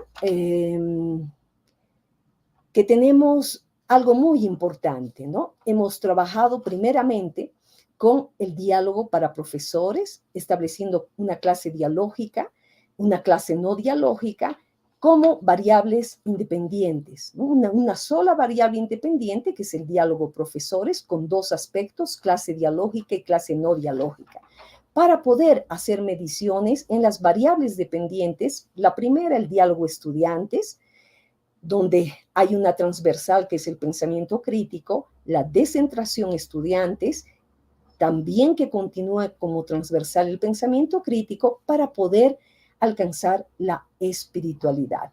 Hemos trabajado con niños y adolescentes entre los 10 y 12 años en Bélgica, en la ciudad de La Paz, con varios grupos de análisis, pero en cada caso 2 de tipo dialógico y 2 de tipo no dialógico. Se ha llevado a cabo un experimento piloto con el cual hemos podido hacer las verificaciones metodológicas. Todas las clases fueron filmadas para realizar los análisis y asimismo hemos hecho algo muy importante, ¿no? Hemos dado un énfasis central a la formación de los profesores. Como dirían Aguadet y su equipo, el compromiso de los profesores es esencial para incorporar los medios en sus procesos de socialización, enseñanza y aprendizaje. Y para comenzar estos cuasi experimentos, nos planteamos la siguiente pregunta experimental. ¿Cómo puede la práctica dialógica de los maestros influir en la práctica dialógica de los estudiantes a través de procesos de descentración cognitiva mediados por el pensamiento crítico en la perspectiva de reforzar la espiritualidad de los estudiantes dentro de una experiencia de educación en medios o en el AMI? No hay tiempo suficiente para abordar en los resultados. Sin embargo, no quisiera dejar de mencionar que los protocolos para la investigación cuasi experimental nos han permitido establecer un perfil de lo que sería un profesor dialógico y otro de lo que sería un profesor no dialógico. Aquí la investigación ha mostrado que en la práctica podemos ser intermedios, dialógicos y no dialógicos a la vez, pero con tendencias a lo uno o a lo otro. De ahí se podría establecer un perfil más real y pertinente para un profesor o un animador que se desempeñe en la AMI. En cuanto a las variables dependientes diálogo, descentración cognitiva, espiritualidad, visto que tienen la transversal del pensamiento crítico, se han obtenido resultados muy interesantes que nos están permitiendo estructurar una rejilla de análisis y de aplicación de la competencia espiritual que podrá ser útil para trabajar con niños, con adolescentes y además con mujeres. Y hemos tenido una hermosa experiencia con mujeres en diferentes contextos y a lo largo de toda la vida. Estas propuestas, que están todavía siendo afinadas, mismo que hacen énfasis en el saber ser, involucran el saber conocer y el saber hacer, por lo que otras pedagogías y experiencias comunicativas, educativas, en el amplio sentido de la palabra, también van a ser tomadas en cuenta. Para terminar, estamos en el camino hacia la construcción de una competencia espiritual que no deja de lado las demás, sino que las potencia. Seguramente hay todavía muchas dudas por resolver.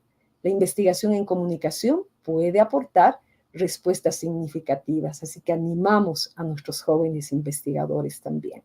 Pero hay una pregunta que me interpela y por la cual prosigo las investigaciones en este campo.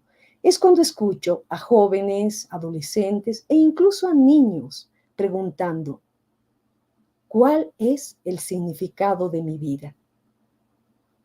¿Cuál es el significado de mi vida? Yo creo que nosotros, como investigadores, como educadores, podemos ayudar a responder esta pregunta con convicción y con dedicación. Muchas gracias. Muchísimas gracias, Patricia. Nos trae una propuesta bastante novedosa y sería muy interesante tener más tiempo para poder analizarla en profundidad. Estamos en el panel 4. Hemos tenido la exposición de 5 panelistas y con una variedad de temas. Rigliana Portugal, que nos ha otorgado un paraguas muy genérico y muy interesante, porque ella nos ha hablado en términos muy globales del tema, de los datos globales sobre las brechas que existen y se puede ver en tiempo, y donde también se ha podido percatar que el nivel de confianza, no en el barómetro de Edelman, el nivel de confianza de los medios y en los gobiernos es lo más bajo que hay en la ciudadanía. Y nos ha hablado de la exposición de las personas, el tema de los derechos humanos, el lenguaje sexista, nos ha hablado la importancia del ser, ¿no? Y que está un poco ligado a lo que nos habló Patricia al final, y de la importancia por ello mismo de increpar o puntualizar esa dimensión en la comprensión crítica, ¿no? De promover la autonomía. Milenka Ocampo del PNUD nos hablaba del camino hacia la alfabetización, y ella nos muestra los caminos que se han ido dando a partir de los cambios por la pandemia y los medios más utilizados como WhatsApp, ya lo sabíamos, las aplicaciones en línea, el tema del teletrabajo y cómo ha ido disminuyendo cuando hemos empezado con la nueva normalidad, ¿no? Sin embargo, a partir de ello vemos que ese teletrabajo que podía potenciarse ha ido disminuyendo por un problema de acceso a los medios y problemas de las brechas en América Latina, ¿no? Por ejemplo, los medios de pago siguen siendo mayoritariamente en efectivo, y estos temas que podrían colaborarnos si trabajáramos desde otra dimensión, la alfabetización digital en la ciudadanía, ¿no? Y por eso es que habla de la importancia del acceso, el uso, la inclusión digital, ¿no? En todos los ámbitos. Marcelo Guardia nos cambia un poco el panorama y el escenario y nos va a plantear esos mundos de referencialidad, y él va a hacer mucho énfasis en jóvenes, hombres y mujeres, de esa búsqueda de nuestros jóvenes en tanto su autonomía, ese querer ser, de no me impongan nada, ¿no? Pero que a su vez están excluidos en todos los ámbitos, ¿no? Y las preocupaciones que se van mostrando a partir de los jóvenes está ligado a las identidades, la participación, la pertenencia, etcétera, y cómo estos jóvenes han ido produciendo opiniones que vienen de múltiples mundos, y él habla de esos múltiples mundos de referencialidad, como los microsociales, el mundo macrosocial, y acá está, y creo que es el punto de nuestro panel, el mundo mediático, ¿no? Y en este mundo mediático, las mediaciones políticas y económicas que van a dar nuevas narrativas. Muy interesante porque habla del tema de las redes, del mundo de las redes sociales, que son imprevisibles, son espontáneas, etcétera, pero a partir en contra más bien de esa visión apocalíptica de las redes, plantea que más bien las redes son el único espacio de libertad de expresión, sobre todo de esta juventud, ¿no? De estos que están, de estos jóvenes que quieren esa búsqueda de espacios autónomos, ¿no? Y habla por eso de esa hiperconexión y de que realmente no todo es oscuro en estas redes, y habla, ¿no? De esa rebeldía que tienen ellos y ellas, ¿no? Una nueva visión de estos mundos referenciales. Y pasamos a Vania Sandoval, que nos vuelve a aterrizar, ¿no? Y nos empieza a hablar de la brecha digital y de género y ciudadanía, donde nos refuerza, nos muestra, bueno, ya lo sabíamos, pero con nuevos datos y una nueva mirada vemos el menor acceso que tenemos las mujeres en América Latina a las redes y a la comunicación digital, pero que sin embargo las mujeres que tienen acceso a las redes, el acceso no es suficiente, como dice ella, sino más bien es importante el alfabetizar en todos los ámbitos, ¿no? Y también en la baja participación de las mujeres en carreras y en ámbitos de la tecnología. Y por qué la brecha, por qué son estas brechas. Y ella dice las brechas porque son importantes, porque nos permite ejercer ciudadanía, porque tener incidencia, por poder resguardarnos de las fake news, aunque ayer Silvia decía, no hablemos de fake news, porque las noticias, para hacer noticias, no pueden ser falsas. Bueno, es otro debate. Bueno, pero en definitiva, reducir o decidir más bien, perdón, la huella digital que se quiere dejar. ¿Qué causan las brechas? Ella dice la falta de recursos, el conocimiento de las nuevas tecnologías, la sobrecarga de las tareas de la cocina, de lo que tenemos de la cotidianeidad que se nos ha dado a las mujeres históricamente, en la pandemia ser maestras en casa, etcétera, en definitiva el patriarcado, ¿no? Y ¿por qué reducir las brechas para incidir en las políticas públicas, impulsar el acceso, tener una presencia en las redes, ¿no? Muy importante esta visión de Vania, y terminamos con Patricia Cortés, con una propuesta muy interesante y que nos habla de cómo insertar la competencia espiritual dentro de la alfabetización mediática informacional, en la cual ella saca de las tres dimensiones antropológica, educativa y comunicacional, saca la antropológica, de la cual va a trabajar el tema del diálogo, y el diálogo ligado a la espiritualidad, ¿no? Y la espiritualidad como esa idea de la inspiración, aspiración, ¿no? Y ella propone que esa espiritualidad debería trabajarse desde lo científico. Y hay una propuesta así muy concreta que le he sentido y que me encantaría si lo pudieran comentar, ¿no? Que lo maneja la espiritualidad desde la experiencia. Y si unimos esa idea que ella nos propone de la experiencia, y ella dice que tendría que ser una experiencia, es más, lo espiritual nos lleva a una experiencia cristalizante. ¿Qué es eso? Es una experiencia que nos lleva a encontrar, es un detonante para tener nuevos descubrimientos. En pocas palabras, esta nueva dimensión espiritual sería algo novedoso dentro de lo que es la alfabetización mediática e informacional. Un abanico de propuestas muy interesantes en este panel, y le voy a dar lugar ahora, bueno, tenemos creo 2 minutos para terminar.